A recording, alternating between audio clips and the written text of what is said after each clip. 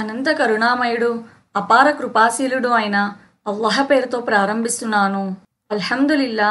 ఖురాన్ నుండి జీవిత పాఠాలు అనే సెషన్లో ఇన్షాల్లా ఈరోజు పారా 14th పారా. మీ దగ్గర ఉన్నదంతా నశించేదే, అల్లాహ్ వద్ద ఉన్నదే మిగిలి ఉండేది. ఓర్పు వహించే వారికి మేము వారి సదాచరణలకు గాను మంచి ప్రతిఫలాన్ని తప్పకుండా ప్రసాదిస్తాము. సూరా అన్-నహల్ వర్స్ నంబర్ 96. ఇక్కడ అల్లాహ్ సుబ్హానహు వ తఆలా మనకి ఏం తెలియచేస్తున్నారు అంటే, మన దగ్గర ఏదైతే ప్రస్తుతానికి ఇహలోకంలో ఉందో అవన్నీ కూడా నశించేవే, అల్లాహ్ దగ్గర ఉన్నది మాత్రమే ఎప్పటికీ ఉండేది అని అల్లాహ్ సుబ్హానహు వ తఆలా తెలియచేస్తున్నారు. మనం ఏవైతే ఇక్కడ ఇహలోకంలో కలిగి ఉంటామో ప్రతిదీ అంతమైపోతుంది. డబ్బు తీసుకోండి, హోదా తీసుకోండి, ఏదైనా సరే, మన ఆరోగ్యం తీసుకోండి, ప్రతిదీ ఒక స్టేజ్కి వచ్చాక అది అంతమైపోతుంది. కానీ అల్లాహ్ దగ్గర మన కోసం ఏదైతే అల్లాహ్ సిద్ధపరిచి ఉంచారో అది మాత్రం ఎప్పటికీ శాశ్వతంగానే ఉంటుంది అని అల్లాహ్ తెలియచేస్తున్నారు. కొంతమందికి చూడండి, ఏమీ లేని స్థితిలో జీవితం వాళ్ళది ప్రారంభమవుతుంది. కానీ అల్లాహ్ సుబ్హానహు వ తఆలా వాళ్ళకి ప్రాపంచిక హోదాలని పెంచుతూ వెళ్ళారు. వాళ్ళకి విస్తారంగా ఉపాధిని కల్పించారు, గౌరవ మర్యాదలు వచ్చాయి. అల్లాహ్ వారికి ప్రతి ఏర్పాటులో కూడా హెల్ప్ చేశాడు. అప్పుడు వాళ్ళేం చేస్తారు దానికి బదులుగా అంటే, చాలామంది అహంకారంతో లేదా అశ్రద్ధ వలన, పాపాల వలన మరియు ఏ లక్ష్యం లేకుండా ఏమరపాటు వలన అల్లాహ్ సుబ్హానహు వ తఆలా ఇచ్చిన ఆ బ్లెస్సింగ్స్లో అల్లాహనే మర్చిపోతామన్నమాట. కొంతమంది ప్రజలు ఏ విధంగా ఉంటారంటే, వాళ్ళ జీవితంలో వాళ్ళకి ఏమీ లేని సందర్భాలు ఉంటాయి. ప్రాపంచిక హోదాల పరంగా చూసుకున్నా వాళ్ళు తక్కువ వాళ్ళే అయి ఉంటారు. కానీ వాళ్ళు మాత్రం అల్లాహకు విధేయులయ్యి అల్లాహకు ఇష్టమైన విధంగానే జీవితాన్ని గడుపుతారు. అయితే వీళ్ళిద్దరిలో ఎవరు పరలోకంలో లాభాన్ని పొందుతారు అంటే, ఎవరైతే ఇహలోకంలో వాళ్ళ ఫస్ట్ ప్రయారిటీ అల్లాహ్ సుబ్హానహు వ తఆలా ఉంటారో వారు మాత్రమే పరలోకంలో అల్లాహ్ వద్ద ఏదైతే శాశ్వతంగా బ్లెస్సింగ్స్ ఉన్నాయో వాటికి అర్హులవుతారనమాట. ఇక్కడ ఉన్నది ఎప్పుడైనా నశించిపోతుంది. అల్లాహ్ ఎప్పుడు ఆర్డర్ ఇస్తే అది అప్పుడు మన జీవితంలో నుండి వెళ్ళిపోతుంది. కానీ ఎప్పటికీ మనతో ఉండేది మాత్రం అల్లాహ్ సుబ్హానహు వ తఆలా. కొంతమందిని చూడండి, ఒక్క ఫోన్ కాల్ వచ్చిందనుకోండి, ఆ ఫోన్ మాట్లాడుతూ నమాజ్ని కోల్పోతారు. లేదా ఏమైనా ట్రాన్సాక్షన్స్ జరుగుతున్నాయి, బిజినెస్లో ఉన్నారు, ఆ ట్రాన్సాక్షన్లో నమాజ్ని వదిలిపెట్టేస్తారు. ప్రపంచంలో ఉన్న చిన్న చిన్న పనుల కోసమే వాళ్ళు నమాజ్ను వదిలిపెట్టేస్తూ ఉంటారు. అల్లాహ్ సుబ్హానహు వ తఆలా ప్రళయ దినం రోజున స్వర్గంలోకి మనల్ని ప్రవేశింపచేసినప్పుడు మనం ఈ ప్రపంచంలో అల్లాహ్ ఏవైతే ఇచ్చారో ఆ ప్రతిదాన్ని కూడా మనం మర్చిపోతాం అన్నమాట. ఎందుకంటే ఏ కళ్ళు కూడా చూడలేదు స్వర్గం ఎంత అందంగా ఉంటుంది అని. అది చాలా విలువైనది. అక్కడ ఆవేశం ఉండదు, ఎవ్వరికి ఒకళ్ళపైన ఒకళ్ళకి పగ ఉండదు. అందరూ ప్రశాంతంగా ఇతరుల మంచి కోరుతూ ప్రశాంతమైన జీవితాన్ని స్వర్గంలో గడుపుతూ ఉంటారు.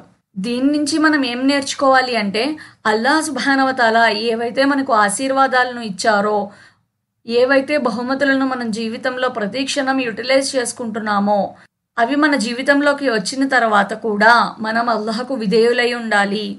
ఒక వ్యక్తికి జాబ్ లేదు, అప్పుడు 5 పూట్ల నమాజ్ చదివేవాడు, అల్లాహ్ చెప్పిన విధంగా జీవితాన్ని గడిపేవాడు.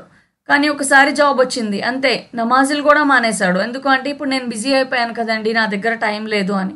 మరి ఇప్పుడు మీకు ఆశీర్వాదం అల్లాహ్ తరపు నుండి వచ్చిన తర్వాత మీరు ఏ విధంగా ఉండాలి? మరింత అల్లాహకి ఒబీడియంట్ అవ్వాలి కదా. కానీ మనిషి ఏం చేస్తున్నాడు అంటే, తనకు కావాల్సినది ఏదైతే అల్లాహ్ సుబ్హానహు వ తఆలా నుంచి వచ్చిందో అప్పుడు అల్లాహని వదిలేస్తున్నాడు.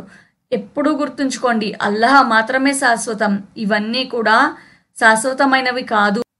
అల్లాహ్ ఏవైతే మనకు ఆశీర్వాదాలు ఇచ్చారో, బహుమతులు ఇచ్చారో వాటిని మనం మన ప్రయోజనం కోసమే యూటిలైజ్ చేసుకుంటాం. కానీ ఆ ప్రయోజనం మనకి కేవలం ఇహలోకంలోనే ప్రయోజనం చేకూర్చేదిగా ఉండకూడదు. మనకి అది పరలోకంలో కూడా మెరుగైన స్థాయికి తీసుకువెళ్ళగలగాలి. అల్లాహ్ ఏవైతే బ్లెస్సింగ్స్ ఇచ్చారో వాటి ద్వారా మనం పరలోకంలో మరింత ఉన్నత స్థానాల్ని గెయిన్ చేసుకోవడానికి ఉపయోగించాలి. అల్లాహ్ సుబ్హానహు వ తఆలా మనందరికీ అశాశ్వతమైన విషయాల కోసం ఎంత కృషి చేస్తామో దానికి రెట్టింపు కృషి శాశ్వతమైన స్వర్గం కోసం చేసే అదృష్టాన్ని, భాగ్యాన్ని కల్పించుగాక. ఆమీన్. నెక్స్ట్ వన్, నీ ప్రభువు మార్గం వైపు జనులను వివేకంతోనూ చక్కని ఉపదేశంతోనూ పిలువు. అత్యుత్తమ రీతిలో వారితో సంభాషణ జరుపు. నిశ్చయంగా తన మార్గం నుంచి తప్పిన వారెవరో నీ ప్రభువుకు బాగా తెలుసు. సన్మార్గాన ఉన్న వారెవరో ఆయనకు బాగా తెలుసు. సూరా అన్-నహల్ వర్స్ నెంబర్ 125.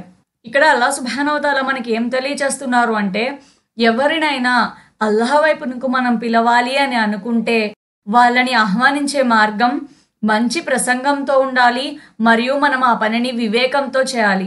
మనం ఎప్పుడైనా ఎవరినైనా అల్లాహ్ వైపుకు పిలవాలి అని అనుకుంటే మంచి జ్ఞానంతో మంచి ఉపదేశంతోనే వాళ్ళని ఉత్తమమైన రీతిలో ఆహ్వానించాలి. ఎప్పుడైనా ఒకళ్ళ మనసు గెలుచుకోవాలి అనుకోండి, మంచి మాటలు, వాళ్ళకి గౌరవం ఇవ్వడం, వీటి ద్వారానే వాళ్ళ మనసులో మన పైన ఒక గుడ్ ఇంప్రెషన్ అనేది వస్తుంది. అంతేగాని కఠినంగా మాట్లాడేసి దూకుడుగా ఉన్నామనుకోండి, ఎవరో మనతో మాట్లాడడానికి ఇష్టపడరు. ప్రవక్త సల్లల్లాహు అలైహి వసల్లం గారు కూడా ఆయన అందమైన ప్రవర్తన వల్ల, ఆయన సౌమ్యత వలన, వినమ్రత వలనే ప్రజల మనసుల్ని గెలుచుకున్నారు. కొంతమంది ఏం చేస్తారు అంటే అల్లాహ్ దయ వలన అల్లాహ్ మార్గంలో నడుస్తూ ఉంటారు. వాళ్ళతో ఇంట్లో ఉండే వాళ్ళలో ఎవరైనా కొంచెం దీన్ రాస్తాలో లేరు, లేదా నమాజులు చదవరు, లేదా అల్లాహకి వీరు ఎంత భయపడుతున్నారో వాళ్ళు అంత భయపడకపోతే వాళ్ళకి వీళ్ళు దీని యొక్క దావత్ ఏ విధంగా ఇస్తారంటే, నువ్వు చేసేది తప్పు, నువ్వు చేసేది రాంగ్, నువ్వు ఇలా చేయకూడదు, నువ్వు అలా చేయకూడదు అని ఒకటే వాళ్ళ వెనకాల పోరు పెట్టేస్తూ ఉంటారనమాట. అలా ఎప్పుడూ మీరు ఎవ్వరికీ కూడా ఉపదేశం ఇవ్వకూడదు. వాళ్ళు ఒక పాపం నుండి రాలేకపోతున్నారు అంటే దానికి ఎన్నో రకాల కారణాలు ఉంటాయి. ఫస్ట్ వన్, వాళ్ళ విశ్వాసం సరిగా లేదు, వాళ్ళ విశ్వాసం వీక్ గా ఉంది. వాళ్ళకి తెలుసు వాళ్ళు పాపం చేస్తున్నారు అని, వాళ్ళకి ఆ పాపం నుండి బయటికి రావాలి అని ఉంటుంది. మీరు ఇంకా వచ్చేసి వాళ్ళని డిమోటివేట్ చేసేసి బాధపడేలా మాట్లాడుతూ ఉంటే వాళ్ళకి ఇంకా వెక్సేషన్ వస్తుంది.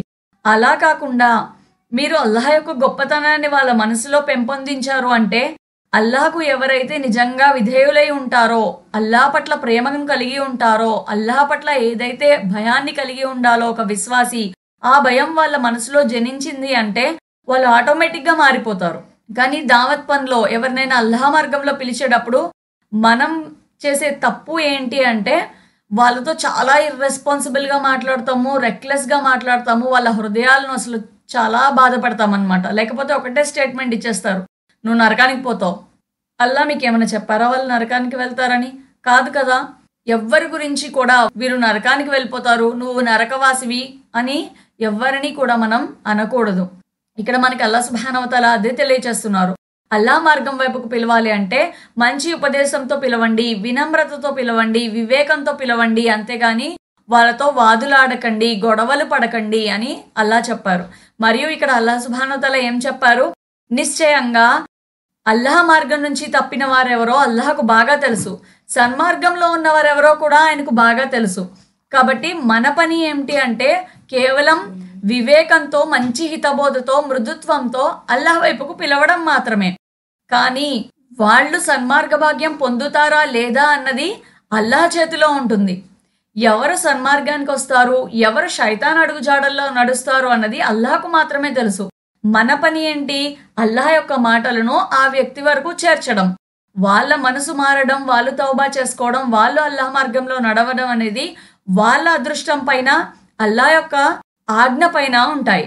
అల్లాహ్ సుబ్హానహు వ తఆలా మనందరికీ అల్లాహ్ మాటను విధేయతతో, వినమ్రతతో, వివేకంతో వేరొకళ్ళ మంచి కోరుకుంటూ చెప్పే అదృష్టాన్ని, భాగ్యాన్ని కల్పించుగాక. ఆమీన్.